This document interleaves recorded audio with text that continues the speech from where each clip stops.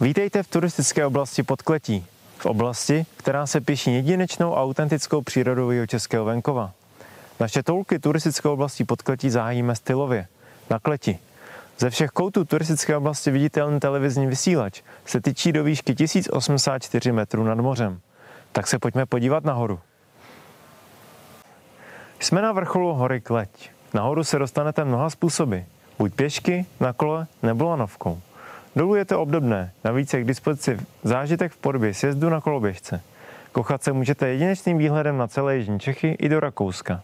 Navštivte také místní observatoř, nebo si zajděte alespoň na polévku do místní restaurace.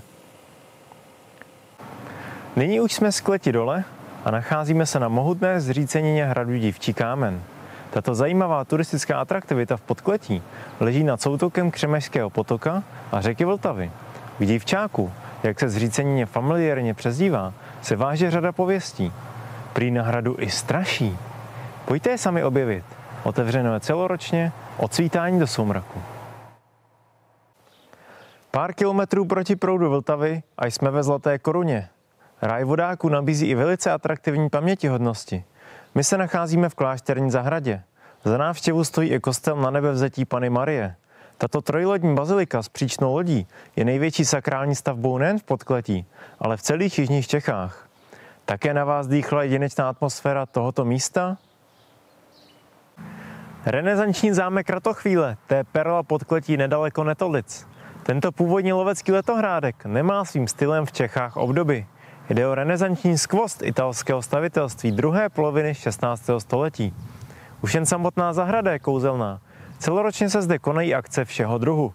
Na prohlídku můžete samozřejmě i do zámku. A na přilehlém závojišti se každoročně konají dostihy. Podkletí si zakládá na autentickém jihočeském venkově. Ten zažijete i pod vrcholem Vysoké Běty v Horních Chrášťanech. Na místní ekofarmě přijdete do kontaktu s daňky, muflony či jeleny v místních oborách. Můžete si i zarybařit a ubytovat se v lovecké chatě a ochutnat domácí speciality. Nesmíme zapomenout na stylový druh občerstvení, pivo z vlastního minipivovaru, které chutná skvěle. Popojeli jsme jenom o pár kilometrů dále do Dobčic, kde stojíme na místní návsi. Že je vám toto místo trošku povědomé? Ano, právě tady natáčel režisér Zdeněk Troška třídílnou letní komedii Babovřesky. Zdeněk Troška natáčí v Podkletí rád. Malebná zákoutí turistické oblasti použil pro natáčení Princezny Zemlejna nebo pro další pohádku s názvem Čertoviny. Ještě zpátky k Dobčicím. V místní tvrzi můžete navštívit soukromou expozici Amerického vojenského muzea. Skoro jsme zapomněli uvést, že jsme se přesunuli do stylu selského baroka. Tím jsou i Dobčice, ale hlavně daleko známější Holašovice. My stojíme právě na návsi této malebné vesničky, která v roce 2018 oslavila 20 let na seznamu světového, kulturního a přírodního dědictví UNESCO. V červenci se na místní návsi konají každoročně selské slavnosti, na které dorazí tisíce návštěvníků. Jde tak o nejnavštěvovanější akci v turistické oblasti Podkletí.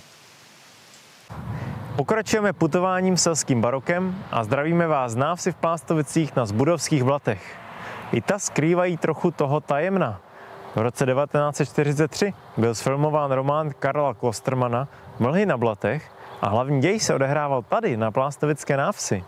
V roce 2017 byla v malebných kulisách těchto cenných statků obnovena tradice staročeských dožínek. Zkrátka v Podkletí je to všude hodně k vidění. Vraťme se zpátky do přírody. Chelčicko-Lhenický region je proslaven ovocnářstvím a místní sady nejenže produkují sladké plody, ale na jaře jsou úžasně rozkvetlé, na podzim pak zase krásně zbarvené. Zkrátka zahrada jižních Čech, jak se Lhenicím přezdívá. V této oblasti Podkletí se koná řada rozmanitých akcí. Na jaře i na podzim cykloakce, v říjnu pak jarmark slavnosti plodů. A zapomenout nesmíme ani na zářijový jarmark ve Lhenicích. Tak to byla krátká ukázka zajímavých míst turistické oblasti Podkletí. Na jihočeském venkově je to však vidění daleko víc. Všechny úžasné zajímavosti, aktuality i tipy na výlet naleznete na webové stránce www.jihočeskývenkov.cz. Tak vyrazte za námi do Podkletí.